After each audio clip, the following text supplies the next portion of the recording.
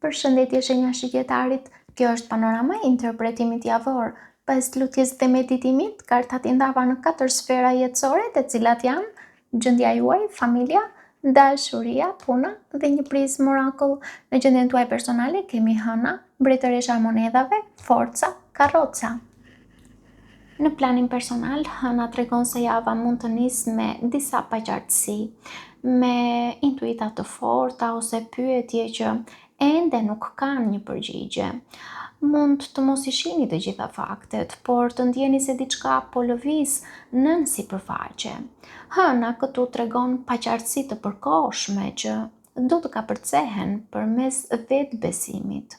Mbretëresha e monedhave ju rikthen në tokë. Kjo kartë flet për stabilitet, maturi dhe aftësinë për të kujdesur për veten dhe nevojat tuaja. Forca tregon vetë kontroll, durim dhe pjekuri emocionale. Nuk është energjia e imponimit, por e zotërimit të vetes.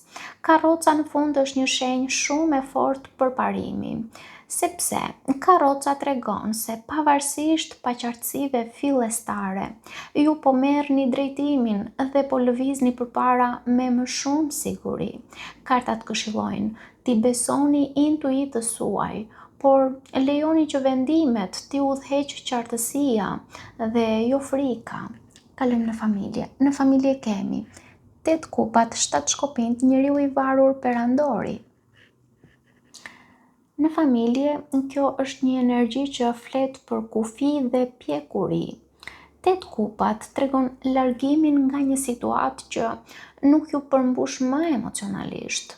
Nuk e shoh domosdoshmërisht si largim fizik, sepse mund të jetë edhe një largim emocional, por më tepër e shoh si një vendim për të mos investuar më energji aty ku nuk ka rezultat. 7 shkopinjt tregon mbrojtjen e pozicionit tuaj. Mund të ndjeni nevojën të mbroni mendimet, kufijt ose vendimet tuaja, gjithmonë nëse ndiheni të sfiduar. Njeriu i varur sjell një periudhë reflektimi dhe pritjeje, e jo gjithçka do të zgjidhet menjëherë. Perandori në fund tregon se rezultati është stabiliteti. Duket se pas reflektimit dhe vendosjes së kufive, gjërat mund të organizohen mbi baza më të forta. Kartat këshillojnë të vendosni kufi të qartë dhe unë do të thoja mos u ndjeni fare fajtor për mbrojtjen e paqes suaj. Kalojmë tek dashuria. Në dashuri kemi dielli, perandoresha, 2 kupat, 4 shpatat. Në dashuri, kjo duket si sfera më e bukur e gjithë interpretimit për ju, sepse dielli sjell gëzim, sjell qartësi, ngrohtësi, sinqeritet. Gjërat kanë potencial të shihen më qartë dhe me më pak pasiguri. Perandoresha është kartë e bollëkut emocional, e dashurisë, e afërsisë, e kujdesit, e mirëqenies, e të bukurës e të tjera. Perandoresha krijon një atmosferë ngrohtësie dhe sigurie. 2 kupat është një nga kartat më të mira për lidhjet, për dashurinë, sepse 2 kupat flet për reciprocitet, flet për afrim, mirëkuptim dhe ndjenja që rrjedhin në të dy drejtimet.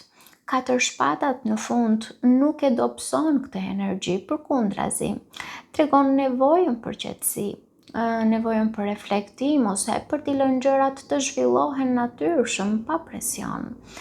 Pra pak a shumë flitet për një energji emocionale shumë pozitive, e cila nuk ka nevojë të detyrohet apo të imponohet. Ajo kërkon kohë, qetësi dhe hapësirë për t'u thelluar. Kartat këshillojnë të shijoni atë që po ndërtohet, por pa u nxituar të kërkoni përgjigje për çdo gjë. Kalojmë tek puna. Në punë kemi asi i kupave, asi i monedhave, 4 kupat, 8 monedhat dhe 8 shkopinjt që ranë njëkohësisht së bashku. Në punë kjo duket si një sferë me potencial shumë të madh, sepse kemi 2 asat së bashku, asi i kupave dhe asi i monedhave. që janë një shenjë e fortë fillimesh të reja.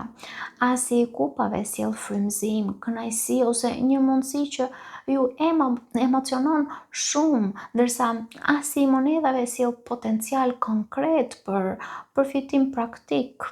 Katër kupat tregon se rreziku ekziston që ju të mos e vini re me njëherë një mundësi, ose të jeni aq të fokusuar tek ajo që mungon, ose të mos shihni atë që po ju ofrohet.